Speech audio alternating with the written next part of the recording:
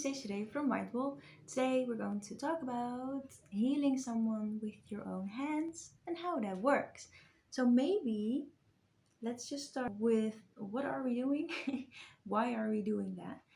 Healing is, of course, that you make someone feel better, but in that case, you can call a medicine, you can call that also healing. So, the first thing you should know about healing is it doesn't work on everything.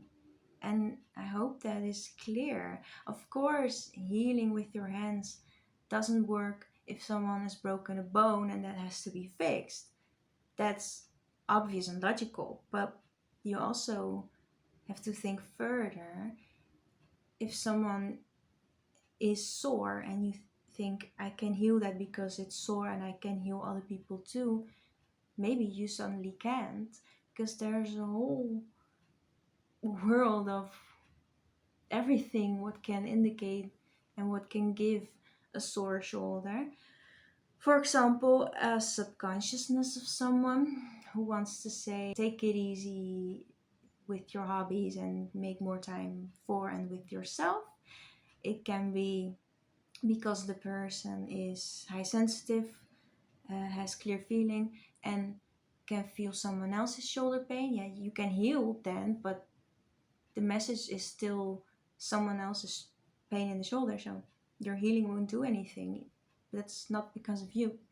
Then, of course, it could be something a little bit more medical, like a muscle, and there's something with that, something with previous lives, maybe something with voodoo. I mean, I don't know.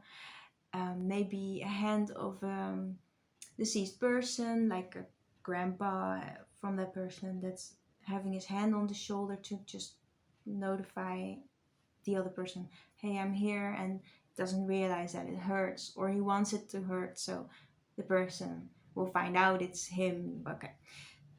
But if that's all out of the way, what can you heal? And that's, of course, trauma and, yeah, pain when it's just mm, coming from your own aura. So we all have auras, and people who are clairvoyant can see those in different colors, and people who are not clairvoyant don't.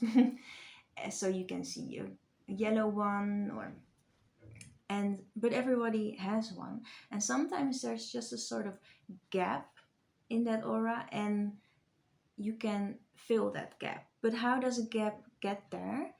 Well, because of trauma, of something that happened to them. mm, Maybe did too much tennis lessons, some kind of trauma in the biggest way can be here, what causes a gap, and then you can fill that gap with your healing hands. And only if that's something that's accurate, then it will work and relieve the pain. Of course, not if the person keeps playing tennis. But yeah, for example, what if the gap here indicates that nobody listens to that person, and you are the one who does listen and then heal? Yes, then you are going to have a 100% success on lifting the pain and healing it. So it's always so important to, well, you can try, and I wish you all the best, but it's so good to just listen. What is wrong with the shoulder? Why is it there? And no, you can't help everybody. So then how does it work? Well, that's just stirring energy. So we all feel energy. Literally, if someone is next to you, you can feel the heat. Well, that's energy already. If you have the ability of clear sense, so you can feel someone, then you can still feel the heat even if someone is deceased or from your guide, without the body, but you can still feel the heat because of your gift.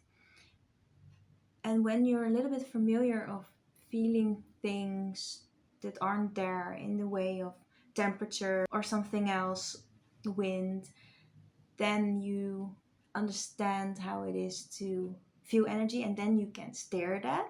And then the best way is not to heal the certain shoulder just with your hand and then ask or something. That's not good. It's good to what you feel of energy, to steer that into the person's shoulder so that the gap will, well, not be a gap anymore. And that's called healing. And it feels like you're sort of blowing wind out of your hand with the healing thought, of course. And the best way is not to pull that healing energy from yourself, but just from above.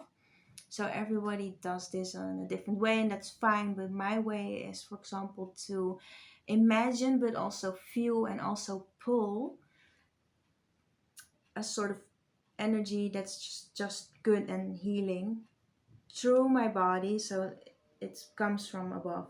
That's how I like it. Then I feel it. Then I send it through my arm to a person. And only if I, of course, see that it will help. That's how healing works. So it's like steering energy. But it's so important that you don't just imagine something is happening, but that you really feel it and really channel it. And if you're wondering, yeah, but how? It's pretty literal. If you don't mind making a fool out of yourself, you can just imagine and also do the movement that you pull energy and then you really tighten your muscles because you're really pulling something and then getting it through your arm and then really push it out again. That's how healing works. And then if you do it often enough, then it doesn't have to be this weird anymore. So energy is literal. So you really take it from a healing source and then you really give it to a person. So you can do, I mean, in my opinion, and of course opinions differ, you cannot just visualize that you're healing. That's just not enough. Not yet. Unless it's a really small pain from someone, then it's enough. So this was my short but long video about healing hands and what else. I hope you liked it. Don't forget to subscribe and well, maybe you want to leave if you ever healed someone or healed someone accidentally. I would be happy to read that. And yeah, until next time.